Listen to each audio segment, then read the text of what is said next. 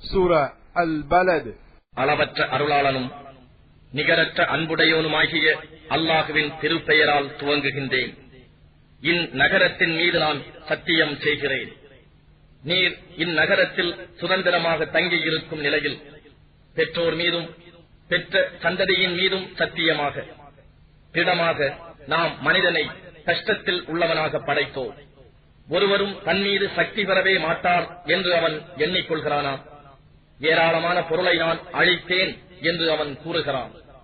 தன்னை ஒருவரும் பார்க்கவில்லை என்று அவன் எண்ணுகிறானா? அவனுக்கு 2 கண்களை நாம் ஆக்கவில்லையா? மேலும் நாவையும் 2 உதடுகளையும் ஆக்கவில்லையா? அன்றியும் நன்மை தீமையாகிய 2 பாதைகளை நாம் அவனுக்கு காண்பித்தோம். ஆயினும் அவன் கணவாயை கடக்கவில்லை. நபியே, கணவாய் என்பது என்ன என்பதை உமக்கு எது அறிவிக்கும்? அது ஓர் அடிமையை விடுவித்தல் அல்லது பசித்திருக்கும் நாளில் உணவளித்தலாகும்.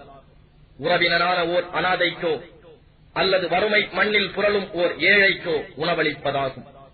பின்னர் ஈமான் கொண்டு பொறுமையைக் கொண்டு ஒருவருக்கொருவர் உபதேசித்தும் கிருபையைக் கொண்டு ஒருவருக்கொருவர் உபதேசித்தும் வந்தவர்களில் இருப்பதுவும் கணவாயை கடத்தல் ஆகும். அத்தகையவர்தாம் வலப்புறத்தில் இருப்பவர்கள். ஆனால் எவர்கள் நம் வசனங்களை நிராகரிக்கிறார்களோ அவர்கள்தாம் இடப்பக்கத்தை உடையோர். அவர்கள் மீது எப்பக்கமும் மூடப்பட்ட நெருப்பு இருக்கிறது.